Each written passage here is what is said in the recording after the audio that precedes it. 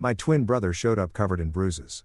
When I found out his wife's brothers were abusing him, we switched places and taught them a lesson they'll never forget. I was sitting at my kitchen table halfway through a cup of coffee that had gone cold when the knock came. It wasn't the confident rhythm of a friend dropping by or the hurried tap of a delivery driver. It was hesitant, almost apologetic, like whoever stood on the other side of that door wasn't sure they deserved to be there at all. I remember setting the mug down, the ceramic making a small sound against the wood, and walking toward the entryway with a vague sense of unease already curling in my chest. When I opened the door, I didn't recognize him at first. Not because he looked so different from me. We're identical twins after all, mirrors of each other in almost every physical way, but because the person standing there seemed smaller somehow, diminished, like someone had taken my brother and hollowed him out from the inside. His shoulders were hunched forward, his head slightly bowed, and when he finally looked up at me, I saw the bruises. They weren't the kind of bruises you get from tripping over a curb or bumping into a corner of a table. These were deliberate, a dark purple bloom spread across his left cheekbone, the edges fading into sickly yellow-green. His bottom lip was split, crusted with dried blood. And when he shifted his weight, I noticed the way he winced, the way he held his ribs like they might crack open if he moved too quickly. His knuckles were raw, scraped clean of skin in places. And there was a haunted look in his eyes that I'd never seen before. Not even when we were kids, and things were hard. I stepped back without thinking, pulling the door wider, and he walked past me into the house like a ghost drifting through a life he no longer belonged to. I closed the door behind him, locked it, and turned to face him. He stood in the middle of my living room, arms wrapped around himself, staring at the floor. For a long moment, neither of us spoke. The silence stretched out, heavy and suffocating, until I finally managed to say his name. He flinched at the sound of it, and that small reaction, so unlike the confident, charismatic brother I'd known all my life, sent a cold spike of fear, straight through me. I asked him what happened. My voice came out rougher than I intended, sharp with worry and the beginnings of anger. He didn't answer right away. Instead, he sank down onto the edge of my couch, moving carefully like every part of him hurt. He rested his elbows on his knees and let his head hang forward. His hands clasped together so tightly that his knuckles turned white. When he finally spoke, his voice was barely above a whisper, broken and raw in a way that made my chest ache. He said it was her brothers, his wife's brothers. I felt my stomach drop. I knew them vaguely. Loud, overbearing men who dominated every family gathering, who spoke over everyone and acted like they owned whatever space they occupied.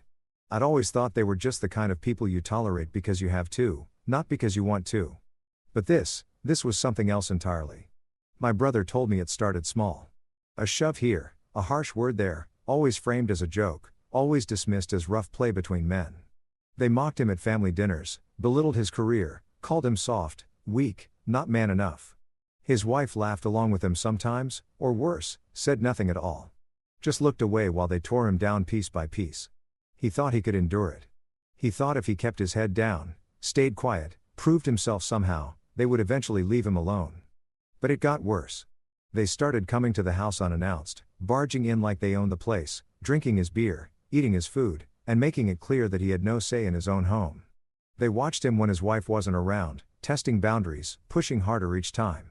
One night, the older brother shoved him into a wall when he asked them to leave. My brother tried to stand his ground, tried to tell them they couldn't just walk all over him, and that's when the first real beating happened. They cornered him in the garage, told him he was embarrassing the family, that he needed to learn his place. The younger brother held him while the older one hit him, methodical and cold, like he was teaching a lesson. They warned him not to tell anyone, especially not his wife. They said no one would believe him anyway. And if he tried to make it a problem, they'd make sure he lost everything. His marriage, his kid, his reputation. They'd paint him as unstable, violent, a liar. And because they were her brothers, because the family always closed ranks around their own, he knew they could do it. So he stayed silent. He took the bruises and the threats and the humiliation, and he tried to survive. He told me all of this in fragments, his voice cracking, his hands shaking. He said he didn't know what to do anymore. He was afraid all the time, afraid they would escalate, afraid they would hurt his child, afraid his wife would choose them over him if he forced her to pick a side. He said he felt trapped, like he was living in a nightmare he couldn't wake up from. And he didn't see a way out. That's when he looked up at me, his eyes red-rimmed and desperate, and asked if I would help him. Not in some vague eventual way, but now. Immediately.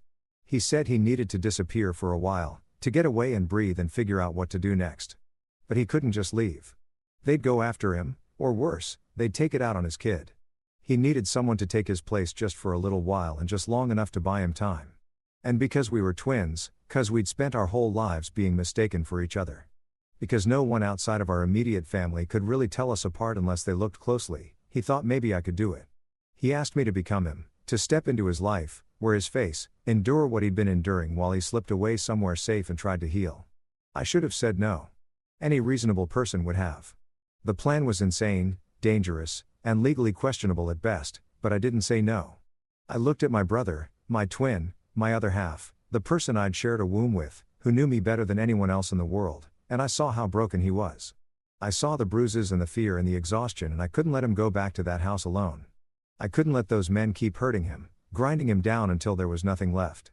So, I said yes. I told him I would do it. I would trade places with him, move into his life, face his tormentors, and buy him the time he needed to escape. And more than that, I would make sure those bastards paid for what they'd done. I wouldn't just survive in his place. I would set a trap. I would gather evidence, expose their cruelty, and dismantle the power they held over him, piece by piece. I would teach them a lesson they'd never forget. We spent the next 2 days planning. My brother walked me through every detail of his life, the routines and rhythms that made up his daily existence. He told me about his work schedule, his wife's habits, the way she liked her coffee, the things she complained about, the words she used when she was angry. He described his child, a bright, curious 8-year-old daughter named Emma, who loved a drawing and asked too many questions and deserved so much better than to grow up in a house filled with fear. He explained the layout of the house, where things were kept, which neighbors were nosy, and which ones minded their own business. He gave me his phone, his wallet, his keys, and walked me through his passwords and PIN codes. He showed me the messages from her brothers, the vague threats and mocking jokes that filled his text history, and I felt my anger solidify into something cold and sharp. These men thought they were untouchable. They thought they could terrorize my brother without consequence. I was going to prove them wrong. We also talked about how to make the switch believable. The physical resemblance was easy. We'd always looked alike, down to the small scar above our right eyebrow and the crook in the way we smiled when we were nervous. But I needed to match his energy, his body language, the small gestures that made him who he was. I practiced the way he stood slightly slouched, weight on his back foot, like he was always ready to retreat. I mimicked the way he rubbed the back of his neck when he was stressed, the way he avoided eye contact when someone raised their voice. I learned to flinch at sudden movements, to keep my voice low and apologetic, to make myself smaller. It felt wrong, like I was putting on the skin of someone who'd been beaten down. But it was necessary. If I walked in there acting like myself, confident, confrontational, unwilling to take from anyone, they'd know something was off. I had to be him completely until the moment I was ready to strike. My brother also told me stories, memories that would help me understand the context of his life better. He told me about how he'd met Jennifer in college, how she'd been different then, independent, funny, someone who seemed to have her own mind. But after they got married and moved closer to her family, things changed. Her brothers had always been protective of her, borderline possessive, and they treated every man she dated like an interloper who needed to prove himself worthy. When my brother married her, Marcus and Derek decided he needed to be tested. Needed to understand that he was marrying into their family and would need to follow their rules. At first, it was just little things. Showing up uninvited, making decisions about family gatherings without consulting him, treating him like a child who needed guidance. Jennifer didn't push back 'cause this was normal to her. She'd grown up with her brothers running everything, making decisions, exerting control. She didn't see it as intrusive or inappropriate. She saw it as family being close. Over time, the dynamic became more toxic. Marcus, who was the oldest, established himself as the patriarch of the extended family after their father had a stroke and became less involved. He made it clear that he expected difference, that his word was law. Derek, the middle child, fell in line and became Marcus' enforcer, the one who carried out his wishes and backed him up. Jennifer, as the youngest and only daughter, had always been treated as someone who needed protection and guidance. When my brother tried to assert himself, tried to establish boundaries or make decisions about his own household, Marcus and Derek saw it as insubordination. They started punishing him for it socially at first, making jokes at his expense, excluding him from conversations, treating him like he didn't matter.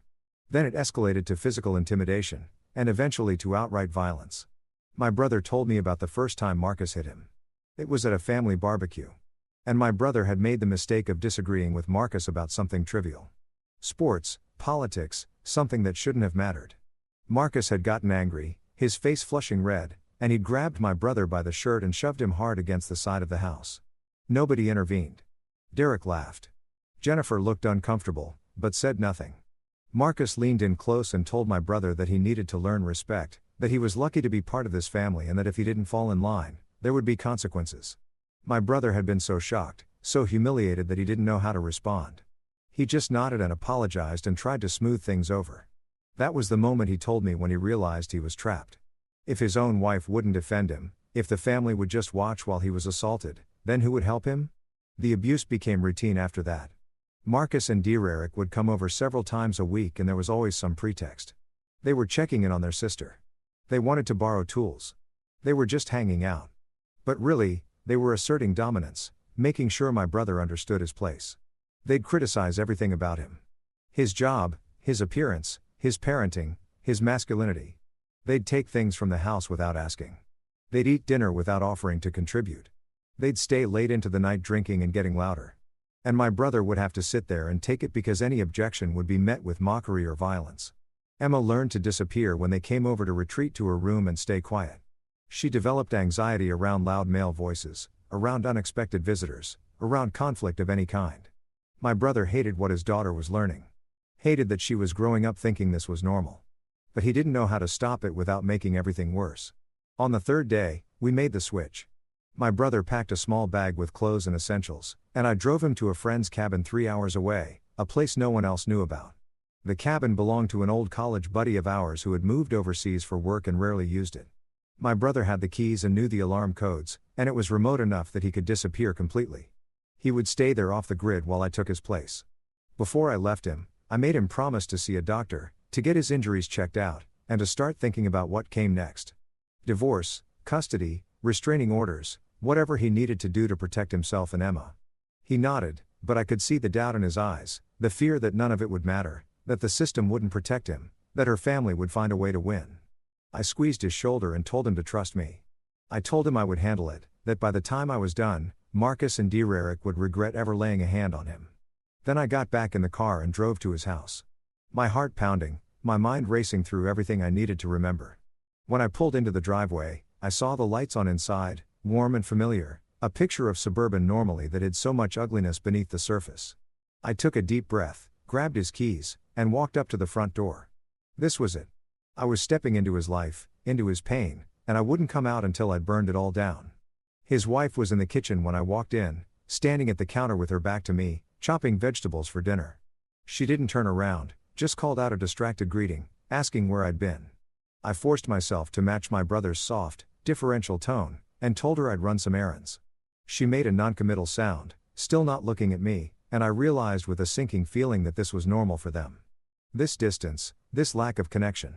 She didn't look at him 'cause she didn't need to. He was just a background presence in his own home, someone to be tolerated rather than noticed.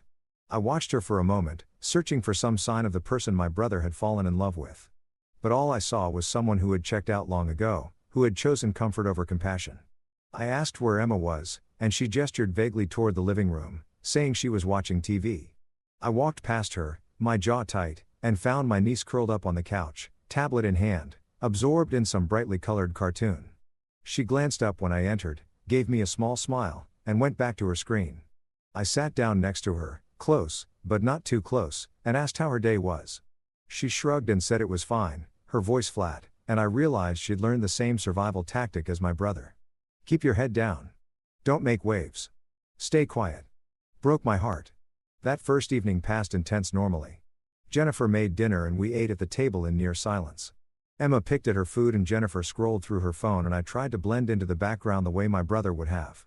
After dinner, I helped Emma with her homework sitting at the kitchen table while she worked through math problems. She was smart, quick with numbers, but she kept checking the front door nervously like she was waiting for something bad to happen. I asked her if she was okay and she said she was fine in that same flat voice, the voice of a child who'd learned that expressing fear or discomfort didn't help anything. I wanted to tell her that things were going to change, that she wouldn't have to be afraid much longer, but I couldn't. Not yet. Any deviation from my brother's normal behavior might tip off Jennifer or alert Marcus and Derek that something was different. So, I just helped her finish her homework, told her she'd done a good job, and let her retreat to her room for the night. That night, I learned the full extent of the nightmare my brother had been living. Around 8 o'clock, I heard the sound of a truck pulling up outside, the engine rumbling loud and aggressive. My pulse spiked, and I glanced toward the window, already knowing who it was. Her brothers. The door burst open without a knock. And they walked in like they owned the place, loud and laughing, tracking mud across the floor. The older one, Marcus, was built like a linebacker, all broad shoulders and thick arms with a buzz cut and a permanent sneer. The younger one, Derek, was leaner, but just as intimidating, with a sharp jawline and cold eyes that seemed to enjoy other people's discomfort. They headed straight for the fridge, grabbing beers without asking. And Marcus called out to my brother's wife, asking what was for dinner. She answered from the kitchen, her tone light and accommodating, telling them there were leftovers they could heat up. I felt a surge of disgust. She knew they were here. She welcomed it. They settled into the living room, sprawling across the furniture, and Marcus looked at me, his gaze sliding over me with casual contempt. He asked where I'd been all day, his tone mocking like I was a child being questioned by an authority figure. I kept my voice even and said I'd been out running errands. Derek laughed a harsh barking sound and said it looked like Marcus agreed, adding that I should get some rest, maybe hit the gym, stop being such a. They both laughed at that, and I forced myself to stay still, to keep my expression neutral, even though every instinct screamed at me to tell them to off and get out of this house. But I wasn't here as myself. I was here as my brother, the person they'd broken. And I needed them to believe the act. I watched them carefully that first night, cataloging their behavior, their patterns, the way they interacted with each other and with Jennifer. Marcus was clearly the alpha, the one who made decisions and expected others to fall in line. He spoke in declaratives, not questions, and he had a way of filling space that made everyone else shrink. Derek was his shadow, backing up everything Marcus said, laughing at his jokes, and forcing his will. Together, they created an atmosphere of dominance and intimidation that was suffocating. Jennifer moved around them like a waitress in a restaurant, bringing them snacks and drinks, laughing at their jokes, never challenging or contradicting them. I saw the way she'd glance at me occasionally, checking to make sure I wasn't causing any problems, wasn't saying or doing anything that might upset her brothers. The message was clear. Keep your head down. Don't make waves. And maybe they'll leave soon. They stayed until after midnight. They watched sports, drank my brother's beer, and made themselves completely at home. At one point, Marcus got up and went into the kitchen, rummaging through the pantry like he lived there. He found a bag of chips and brought it back to the living room, tearing it open and eating handfuls while dropping crumbs all over the couch. When I got up to get a glass of water, dear Eric called after me, telling me to bring him another beer. While I was up, I bit back the refusal that rose in my throat and did it, handing him the beer with a neutral expression. He took it without thanking me. And Marcus smirked like my compliance was amusing. This was a test. I realized everything they did was a test, a way of reinforcing the hierarchy, of making sure I knew I was at the bottom. When they finally left, the house felt both emptier and heavier. Jennifer cleaned up the mess they'd made without comment, and I helped her, wanting to appear normal, wanting to blend in. She didn't say anything about their visit. Didn't acknowledge the hours of invasion and disrespect we just endured. It was like it hadn't happened, or like it was so routine that it didn't warrant discussion. I wanted to scream. I wanted to ask her how she could allow this, how she could watch her husband be treated like garbage in his own home and say nothing, do nothing. But I couldn't. Not yet. So, I just finished cleaning, said good night, and went to bed in the guest room. My brother had warned me that he and Jennifer hadn't shared a bed in months. Another casualty of the toxic dynamic in the house. I lay awake for a long time that first night, staring at the ceiling, processing everything I'd observed. The casual cruelty, the entitlement, the way Jennifer enabled it all. I thought about Emma, asleep in her room, growing up in this environment. I thought about my brother, 3 hours away in that cabin, probably unable to sleep, worried about what was happening here. I thought about Marcus and Derek, comfortable and smug, certain that they'd broken my brother completely, that he would never fight back. They had no idea what was coming. I pulled out my phone and started making notes, everything I'd observed, everything they'd said, the timeline of their visit. This was just the beginning. I was going to document everything, build a case so thorough that there would be no escape for them. And then I was going to destroy them. Over the next few days, I observed them carefully, learning their patterns, their cruelty, the way they operated. They came by almost every evening, sometimes staying for hours, drinking and eating and making themselves at home. They bossed Jennifer around, treating her like a servant, and she complied without complaint, sometimes even laughing along with their jokes. They ignored Emma most of the time, which was a mercy. But occasionally, Marcus would ruffle her hair too roughly or make some comment about her being soft, and I'd see the way my niece flinched, the way she retreated into herself. I started to understand how my brother had ended up so broken. This wasn't just physical abuse. It was psychological warfare, a constant erosion of dignity and autonomy. They made him feel powerless in his own home, and everyone around him enabled it. The first time they hit me, I was ready. It happened on the fourth night. Marcus was drunk and drunker than usual, and he'd been needling me all evening, making comments about my job, my appearance, my worth as a man. I kept my responses short and non-confrontational, but it didn't matter. He wanted a reaction, and when he didn't get one, he decided to escalate. He stood up abruptly, crossed the room, and shoved me hard in the chest. I stumbled back, catching myself against the wall, and he stepped closer, his face inches from mine. He asked if I had a problem, his breath hot and sour with alcohol. I said no, keeping my voice steady, and he shoved me again harder this time. Dear Eric laughed from the couch, egging him on. Then Marcus hit me, a sharp backhand across the face that made my ears ring. I tasted blood, felt the sting spread across my cheek, and forced myself to do nothing. I stood there head down, hands at my sides, playing the part of the broken man they expected. Marcus called me pathetic and walked away satisfied. Jennifer had watched the whole thing from the kitchen doorway. She didn't say a word. She just turned and went back to washing dishes. That night, after everyone had gone to bed, I sat in the bathroom with my phone recording a voice memo to myself. I described what had happened, the details of the assault, the witnesses who did nothing. My voice was steady as I spoke, clinical almost. But inside I was shaking with rage. Not at the pain. I'd been hit before, had been in fights, knew how to take a punch, but at the injustice of it, at the casual cruelty, at the fact that this had been my brother's reality for so long. I knew I needed evidence, not just for the legal system, but for myself, to remind me why I was doing this, to keep the anger focused and controlled. Over the following weeks, I built a careful, methodical record of their behavior. I recorded their conversations when they didn't know I was listening, capturing threats and insults and admissions of past violence. I took photos of the bruises they left on me, new ones that matched my brother's, and timestamped them. I saved every text message, every voicemail, every piece of communication that revealed their cruelty. I also started digging into their lives, learning about their jobs, their reputations, the people who enabled them. Marcus worked for a construction company called Apex Builders, where he was a foreman known for being a hard ass, but also for cutting corners and intimidating workers. I started casually asking questions about his work when he'd come over acting interested, and he'd brag about how he ran his crews. How he didn't take from anyone, how he'd fire people on the spot if they didn't do exactly what he said. He told stories about screaming at workers, about threatening them, about times he'd gotten physical when someone questioned his authority. I recorded all of it, every incriminating word. Derek was a loan officer at First National Bank, someone who presented a clean, professional image, but had a history of shady dealings that his family helped him cover up.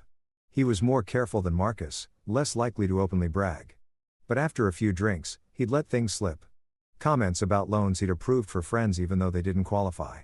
About kickbacks he'd received. About times he'd pressured vulnerable clients into deals that benefited him. I recorded those conversations, too, building a file that would eventually destroy his career. I also started building relationships with people who might help me when the time came. There was a neighbor, Mrs. Alvarez, an older woman, who lived 2 houses down and had always seemed kind but watchful. I made a point of talking to her when I saw her outside, mentioning in passing how stressful things had been at home. She gave me a long searching look. Her dark eyes full of concern, and said, if I ever needed anything, I should let her know. She had that quality that some older women have, that grandmother energy that makes you feel like you can trust them, like they've seen enough of life to understand complicated situations without judgment. I thanked her and filed that connection away. At my brother's workplace, a mid-sized accounting firm called Patterson & Associates, I identified a co-worker named Sam who had always been friendly. Someone who seemed decent and observant. Sam was around my brother's age with an easy smile and a reputation for being the guy who checked in on people, who noticed when someone was struggling. I let slip carefully during a conversation at the coffee machine that things were tough at home. Sam's expression shifted to one of genuine concern, and they offered to grab coffee sometime if I needed to talk. I accepted, planting seeds that I knew I'd need later. I was building a network of witnesses, people who would remember my brother's struggles, who would be willing to speak up when the time came. The abuse continued, escalating in small increments. They hit me more often, always when Jennifer wasn't in the room or when she was close enough to hear, but chose to ignore it. They mocked me relentlessly, called me weak, stupid, worthless. Marcus had a particularly cruel habit of comparing me to other men in their social circle, pointing out how much more successful or masculine or capable they were. Derek developed a game where he'd send me increasingly degrading text messages throughout the day, ordering me to do things: have dinner ready by 7, make sure there's beer in the fridge, tell Jennifer I'm bringing someone by tomorrow, treating me like a servant in my own home. I saved every single message, screenshots carefully organized by date and time, building a digital paper trail that would be impossible to deny. They also started messing with the house itself, asserting ownership in physical ways. Marcus would rearrange furniture when he came over, moving things to different rooms, claiming he was fixing the layout. Derek would take things, tools from the garage, electronics, even clothes. And when I'd notice they were missing and mention it, he'd deny taking them or claim I'd said he could borrow them. It was gaslighting, making me question my own memory and perception. And I realized this was something they'd been doing to my brother for a long time. I started taking inventory of everything in the house, documenting what belonged where, so I'd have evidence of their theft. I also installed a small hidden camera in the living room, tucked behind a picture frame, angled to capture the main seating area. It was a risk. If they found it, they'd know something was up. But I needed video evidence, not just audio. I needed footage of them hitting me, of them stealing, of the casual way they invaded and dominated the space. Marcus' violence became more calculated as the weeks went on. He started hitting me in places that wouldn't show as easily. Ribs, back, shoulders. He'd corner me in the garage or the basement, places where the sound wouldn't carry to Emma's room, and he'd take his time. Derek would stand watch, sometimes recording on his phone, laughing at my attempts to protect myself. They made it a game, seeing how much they could hurt me without leaving obvious marks, testing the boundaries of what they could get away with. Once Marcus brought one of his construction buddies over, a guy named Tony, who was just as brutal. They took turns 3 against 1. And when it was over, Marcus leaned down close to my ear and said, "This is what happens when you forget your place." Remember that? I remembered. I remembered everything, and I recorded it all.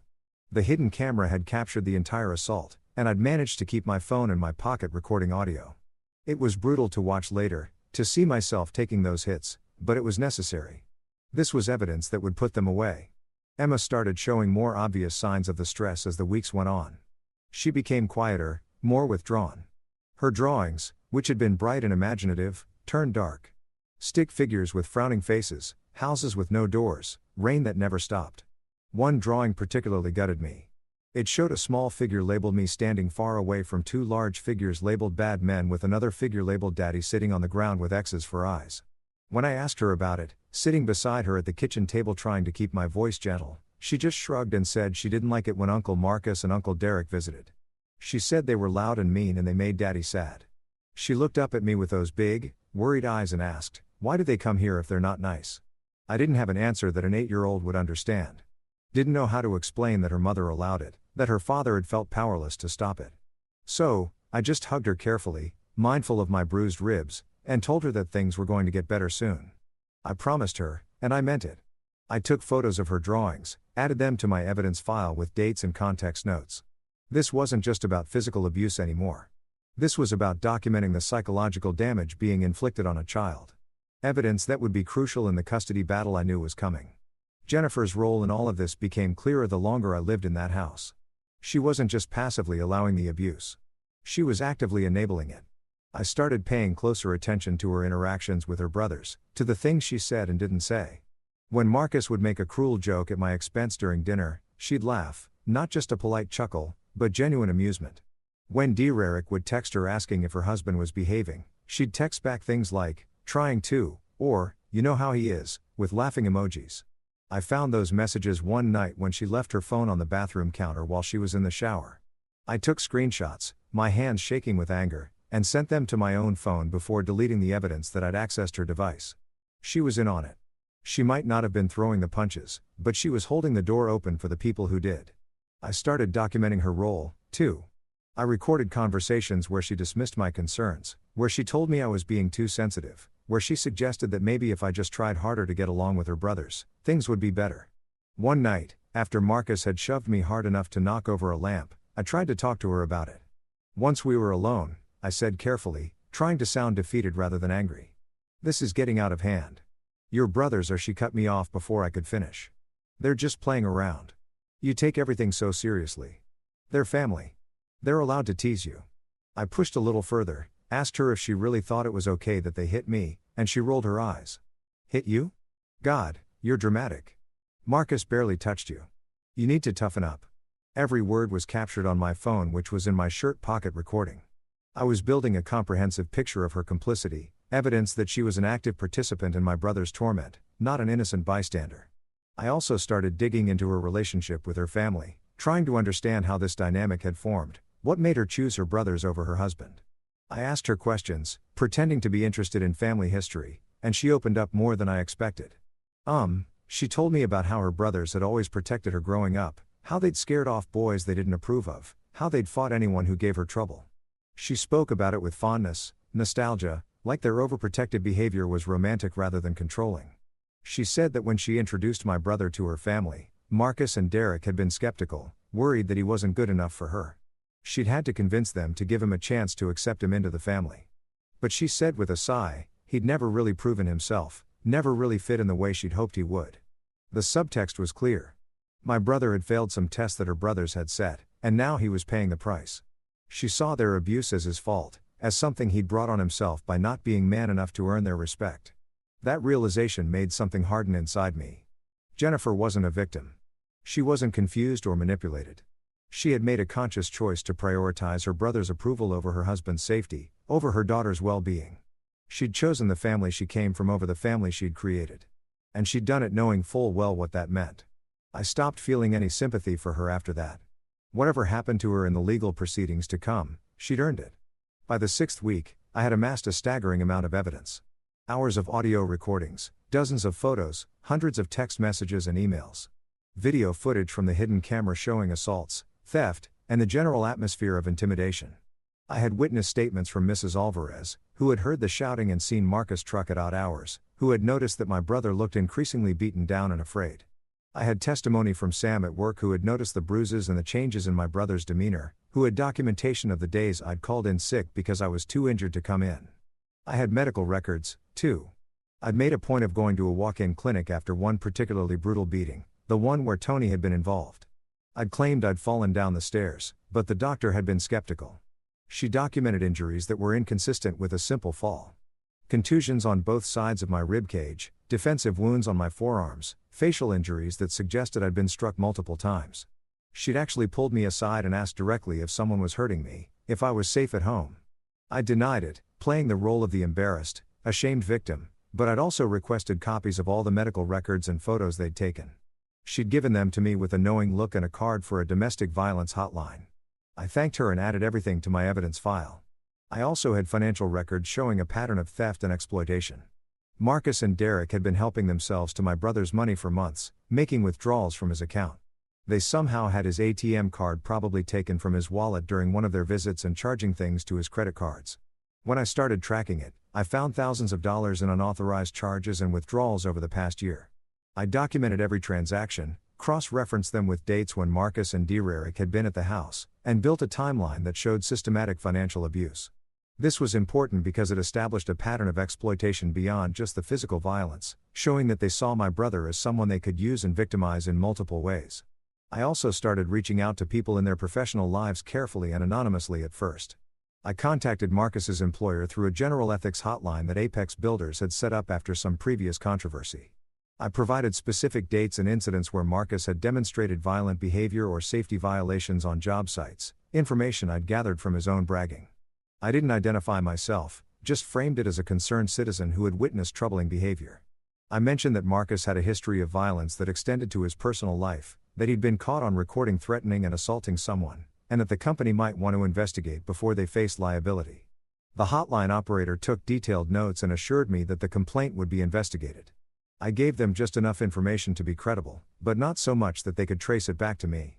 I did the same with Derek's bank.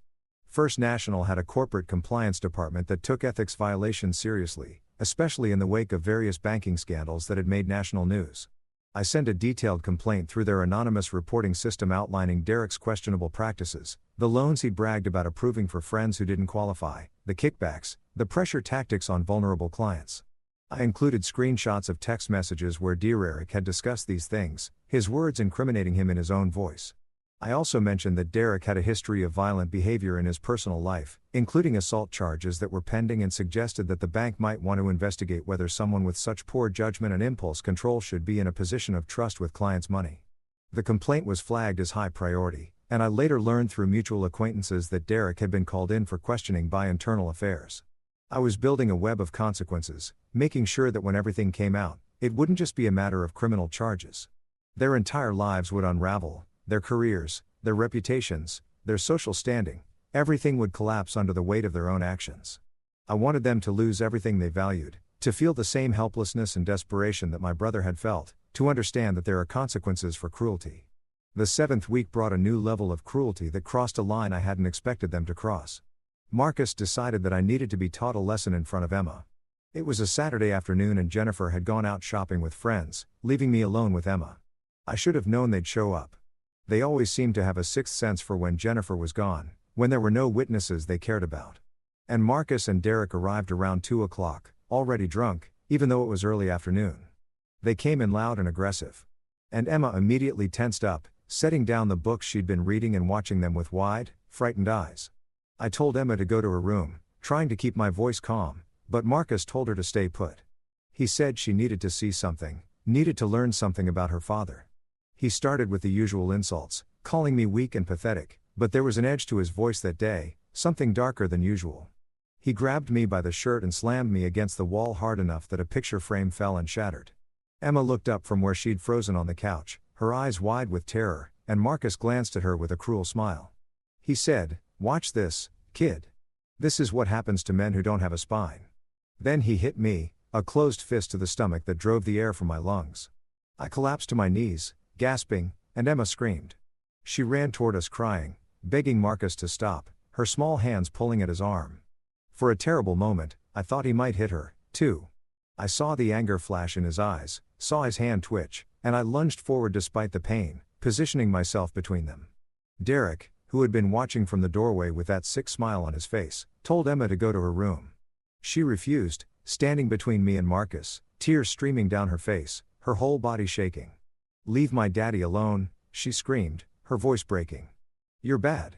You're bad men." Marcus looked down at her, and for a moment, the mask slipped. I saw something in his face. Uncertainty maybe, or the faintest hint of shame, but then it hardened again. He pointed at her and said, "You shut your mouth and go to your room right now or your daddy's going to get it worse." Emma looked at me terrified, and I told her quietly, trying to keep my voice steady, despite the pain screaming through my stomach, to go to her room and close the door. She didn't want to leave. I could see the conflict on her face, but finally, she ran upstairs, sobbing. I heard her door slam and lock, and I pulled myself to my feet, positioning myself at the bottom of the stairs so that if they went after her, they'd have to go through me. Marcus called me pathetic again, made a few more threats about what would happen if I kept acting like a little, and finally, they left. Derek trailing after his brother, both of them laughing like they'd just done something hilarious instead of traumatizing a child. The moment their truck pulled away, I went upstairs and knocked softly on Emma's door. She opened it, her face red and swollen from crying, and she threw her arms around me, sobbing into my chest. I held her carefully, my bruised stomach aching, and let her cry. When she finally pulled back, she looked up at me and asked a question that broke my heart. "Why don't you make them stop, Daddy? Why do you let them hurt you?" I didn't have a good answer. How do you explain to an 8-year-old that her father felt trapped, powerless, afraid? How do you explain that sometimes adults fail to protect themselves because they're scared of making things worse? I told her that sometimes grown-ups have problems that are complicated, but that I was working on fixing things and that she wouldn't have to be scared much longer. I promised her that Uncle Marcus and Uncle Derek wouldn't be able to hurt us anymore soon. She asked how I knew, and I told her to trust me. She nodded, wanting to believe, and I felt the weight of that promise settle on my shoulders. I had to end this. I couldn't let this continue for one more day. That night after Emma was asleep, I reviewed the footage from the hidden camera. It had captured everything. Marcus slamming me against the wall, the picture frame falling, him hitting me, Emma screaming and running to protect me. The pure terror on her face. It also captured the moment when Marcus had looked at Emma with anger, when it seemed entirely possible he might hurt her, too. The audio picked up everything he'd said, including the threat that her daddy would get it worse if she didn't go to her room. It was damning evidence, the kind of thing that would destroy any remaining sympathy someone might have for Marcus. That would make it crystal clear that this wasn't just about adult conflict, but about a child being traumatized and endangered. I made multiple copies of that footage, uploading it to secure cloud storage, and I knew it was time to move to the final phase of my plan. The next morning, I reached out to my lawyer.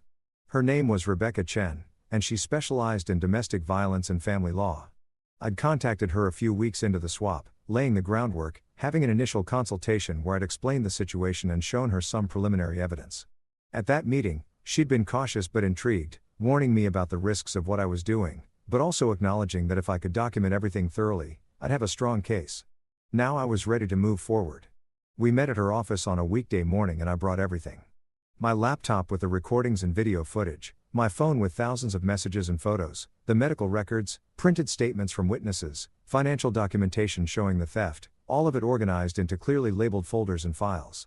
Rebecca went through it methodically, and I watched her expression shift from professional interest to genuine shock to what looked like anger on my brother's behalf. When she finished reviewing everything, she sat back in her chair and looked at me for a long moment. Then she said, "This is one of the most thoroughly documented cases of domestic abuse I've ever seen. The evidence is overwhelming. We can absolutely prosecute this, and I'm confident we'll win." She paused, then added, "What you've done, stepping into your brother's life, taking this abuse, gathering this evidence, it's extraordinary. It's also incredibly dangerous, and I'm glad you're ready to end it now before something worse happens." We discussed strategy for the next 2 hours. She outlined the legal pathway, criminal charges for assault and battery, multiple counts since there were multiple documented incidents, restraining orders not just against Marcus and Derek, but potentially against Jennifer as well, given her documented complicity, emergency custody arrangements for Emma to get her out of that house and into my brother's sole care immediately, and grounds for divorce on behalf of my brother with evidence that would make it nearly impossible for Jennifer to contest the terms or fight for custody. Rebecca explained that the strength of the evidence meant we could move quickly, that we could get emergency protective orders within days and have Marcus and Derek arrested within the week. But I wanted more than that. I told her about my plan for the family dinner for the public exposure, for making sure that everyone who had enabled Marcus and Derek saw exactly who they were. Rebecca was hesitant at first, worried about the risks, about the possibility of violence if we confronted them directly. But I convinced her that it was necessary, that legal consequences weren't enough, that I wanted social consequences, too. I wanted their reputations destroyed, their enablers forced to reckon with what they'd been supporting. Their facade of respectability ripped away in front of everyone who mattered to them. Finally, Rebecca agreed, but on certain conditions. First, we'd coordinate with the police, making sure they were on standby nearby in case things escalated. Second, we'd get the emergency protective orders and arrest warrants ready beforehand, so they'd be in effect immediately after the dinner regardless of what happened. Third, Emma would be safely away from the house, staying with a trusted adult before any confrontation occurred. And fourth, I'd wear a wire during the dinner, recording everything as backup in case they tried to claim later that things hadn't happened the way we said. I agreed to all of it. We set a date for the dinner, 2 weeks out, enough time to finalize all the legal paperwork and coordinate with law enforcement. In the days leading up to the dinner, I prepared meticulously. I copied all my evidence onto multiple USB drives, made sure everything was backed up in secure cloud storage that Marcus and Derek couldn't access, even if they somehow figured out what was happening, and tried to destroy evidence. I briefed Rebecca on exactly what I planned to say and show, and she helped me edit together a presentation, a carefully curated compilation of audio recordings, photos, video footage, and documents that would make it impossible for anyone to deny what had been happening. We timed it to be about 20 minutes long, enough to be thorough without losing people's attention, enough to be devastating without being gratuitous. I also coordinated with the police. Rebecca put me in touch with Detective Sarah Morrison, who worked in the domestic violence unit. I met with her at the police station bringing my evidence and watched as she reviewed it with the same shocked expression Rebecca had shown. Detective Morrison asked questions, thorough ones, making sure she understood the timeline and the context.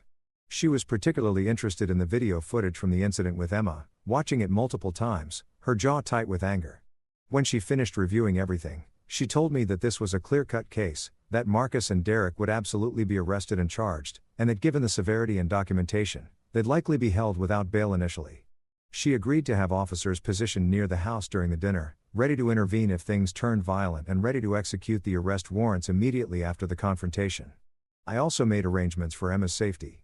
I talked to Mrs. Alvarez, explaining without going into too much detail that there was going to be a difficult family situation and asking if Emma could stay with her for the night. Mrs. Alvarez agreed immediately, asking no questions, just telling me that Emma would be safe and cared for. I told Emma it was a special sleepover, making it sound fun and exciting, and she was delighted. She loved Mrs. Alvarez, who baked cookies and told stories and treated her like a beloved grandchild. On the day of the dinner, I'd drop Emma off at Mrs. Alvarez's house in the afternoon, ensuring she was far away before anyone arrived. I sent out the invitations to the dinner, carefully worded to sound genuine and conciliatory. I called Marcus and Derek personally, putting on my best defeated apologetic voice, and told them I wanted to make amends, that I realized I'd been difficult and wanted to do better, that I hope we could all come together and work things out. Marcus ate it up, his voice dripping with condescension as he said he was glad I was finally seeing sense, that it was about time I stopped being such a little and started acting like a man. Derek was equally smug, making jokes about how maybe there was hope for me after all. I invited their parents, too.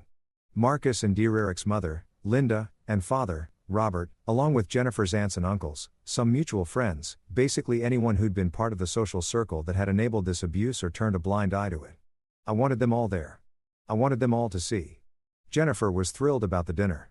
She saw it as me finally surrendering, finally accepting my place, finally giving up on the idea that I deserved to be treated with respect or dignity. She threw herself into planning, deciding on menu items, fussing over details, excited to show her family that her husband had finally been broken into compliance. It was sickening to watch, but I played along, agreeing to everything she suggested, acting like the beaten-down spouse she thought I'd become.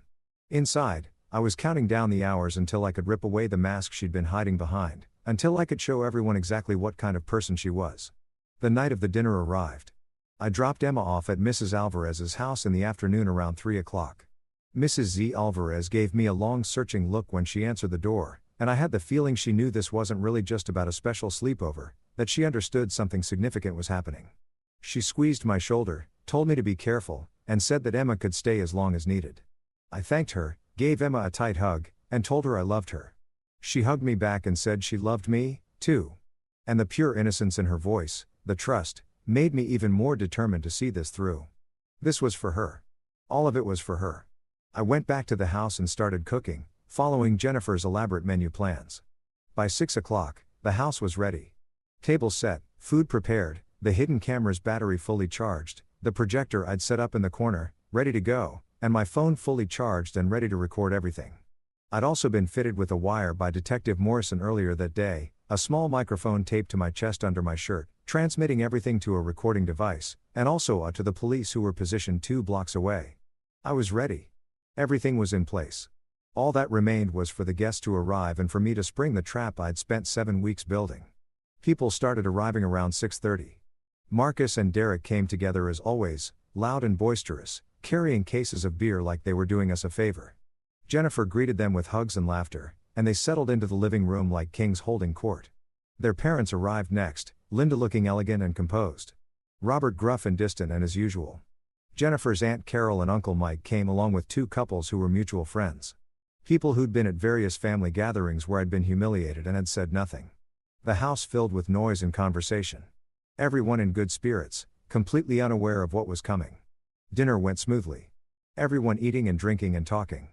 I played the perfect host, making sure glasses stayed full, answering questions politely, being deferential and unobtrusive. Marcus made several jokes at my expense during the meal, and everyone laughed, including Jennifer, and Derek shared a story about a time at a family barbecue when Marcus had put me in my place, and people chuckled like it was funny rather than horrifying. I smiled tightly and said nothing, just kept filling drinks and clearing plates.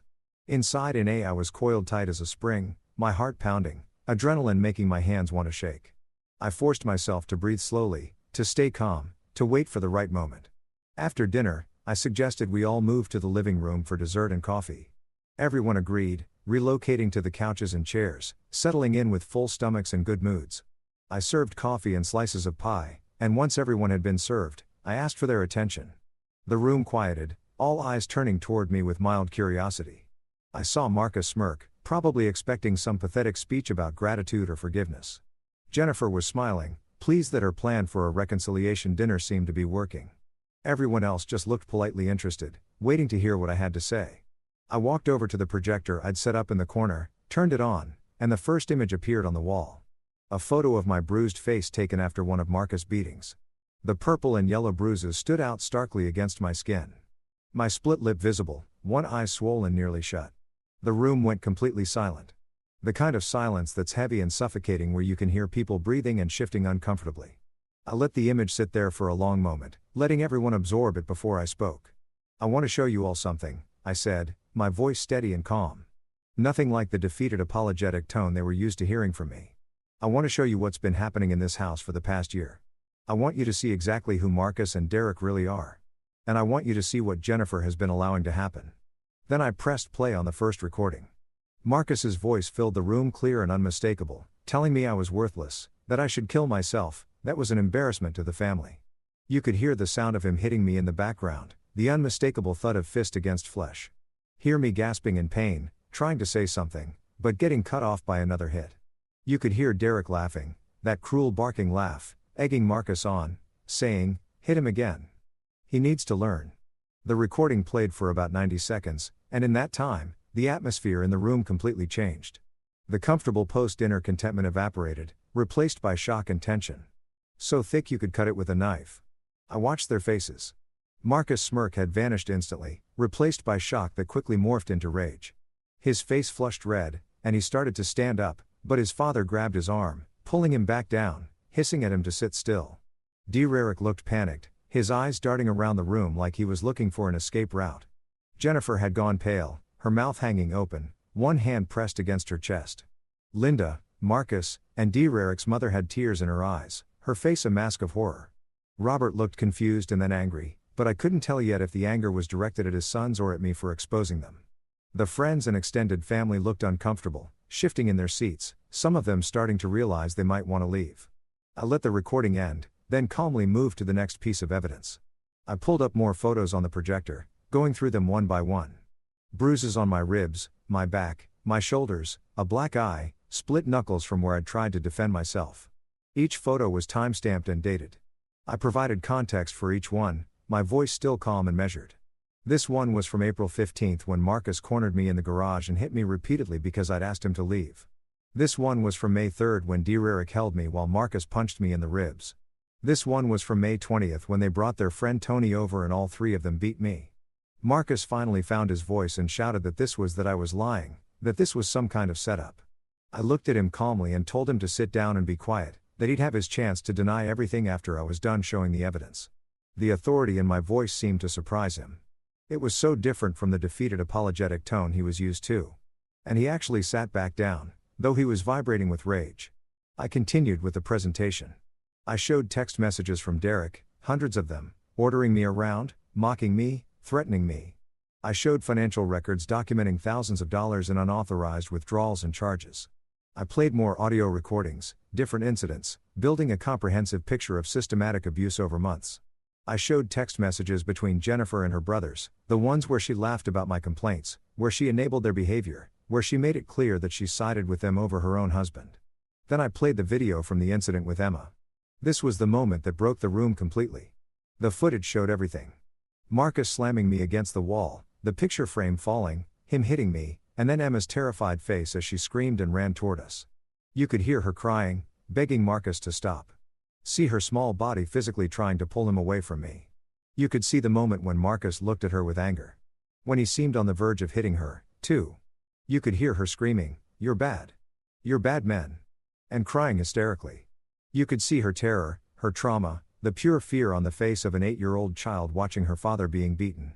Linda let out a sob when she saw that. Several other people gasped or made sounds of distress.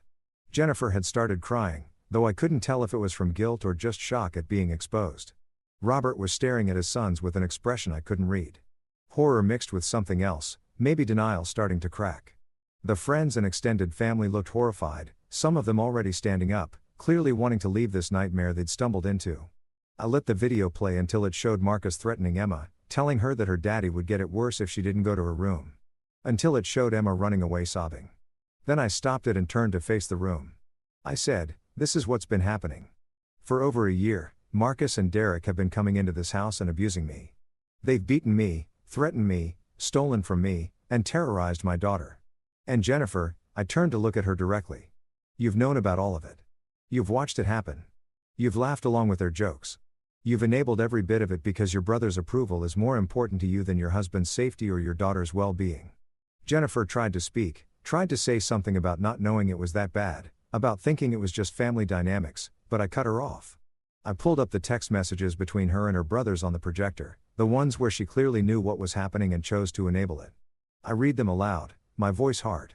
Derek texts you, "Is your husband going to be a little about us coming over tonight?" And you respond, "Probably, but don't worry, I'll handle it." Marcus texts you, "I had to straighten him out last night. He was getting mouthy." And you respond, "Thanks. He needed it." I looked at her. You knew you were part of it. Then I turned back to Marcus and Derek and delivered the final blow.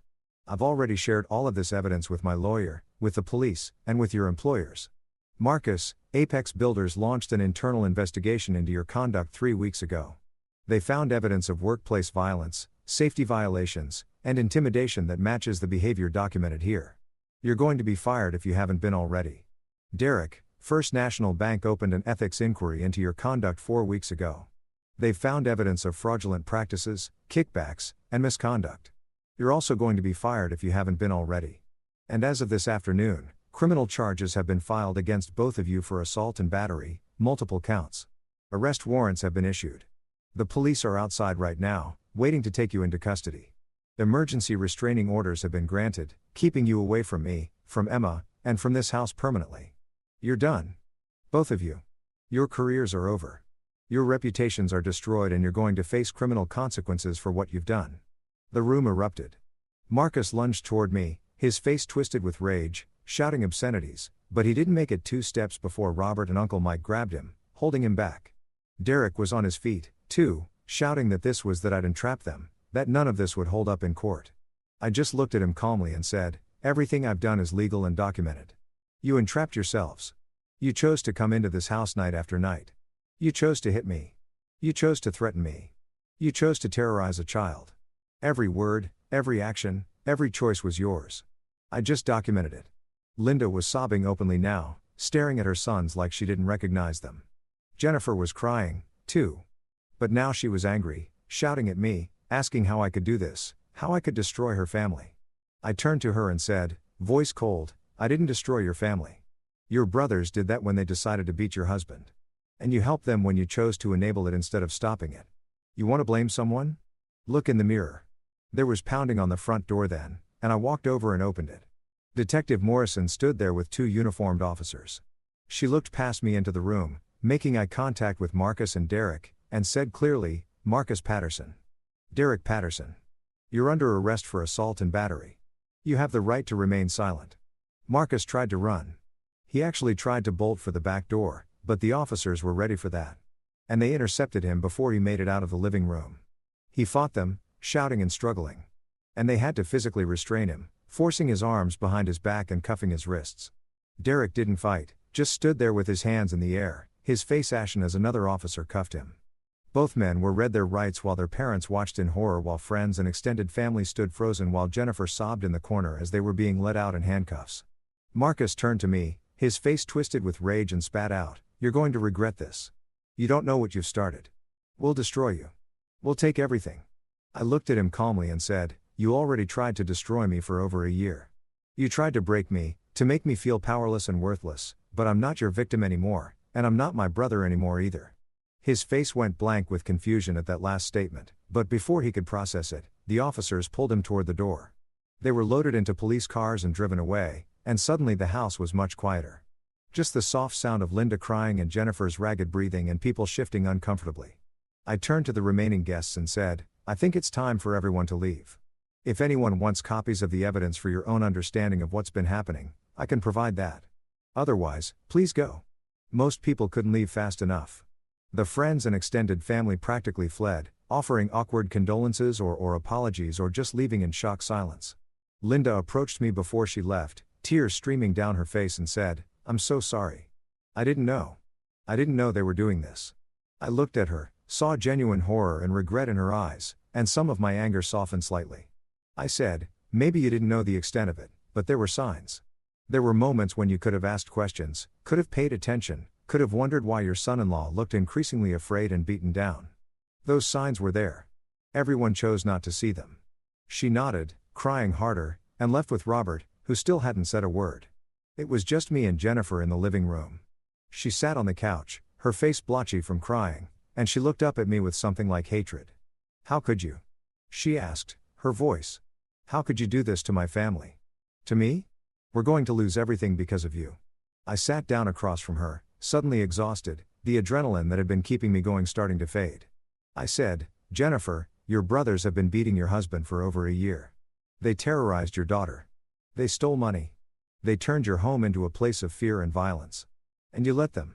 You enabled them. You chose their approval over your family's safety. This didn't happen because of me. This happened because of choices you and your brothers made over and over again." She shook her head, still in denial, and said, "But they were just being brothers. They were protecting me, making sure you were treating me right." I let out a bitter laugh. "Protecting you from what?" "From a husband who loved you and wanted to build a life with you. They weren't protecting you, Jennifer. They were controlling you and they were abusing him.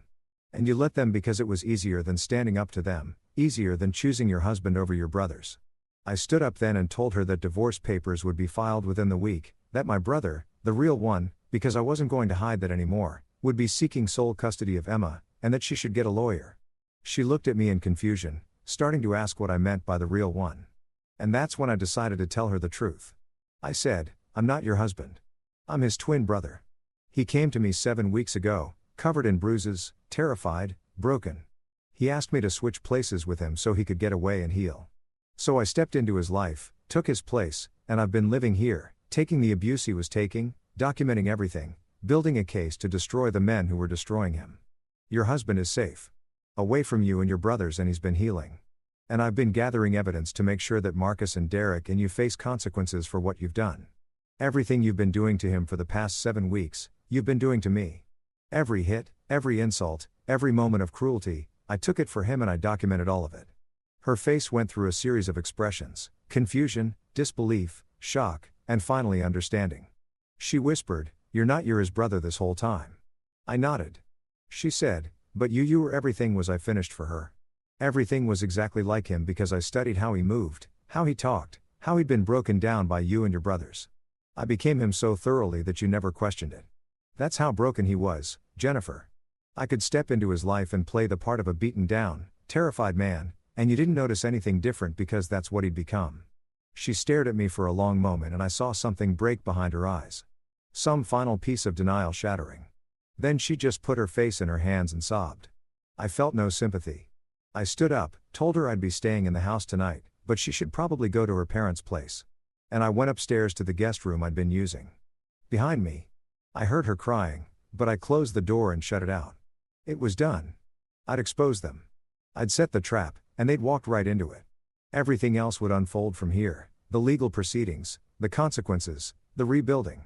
But the hardest part, the dangerous part where I'd had to take abuse and endure and play a role, that was over. I sat on the edge of the bed and pulled out my phone. I called my brother at the cabin. He answered on the first ring, his voice tight with anxiety, and asked how it had gone. I told him everything about the dinner, about the evidence, about the reactions, about Marcus and Derek being arrested, about Jennifer's complicity being exposed, about how it was finally over. He was silent for a long moment, and then I heard him crying.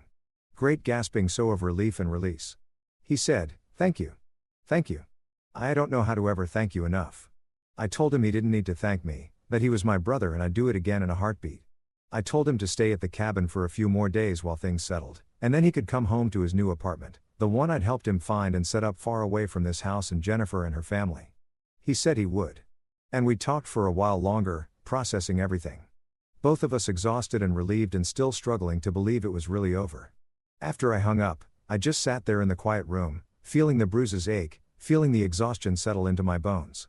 And I let myself breathe. It was done. The nightmare was over.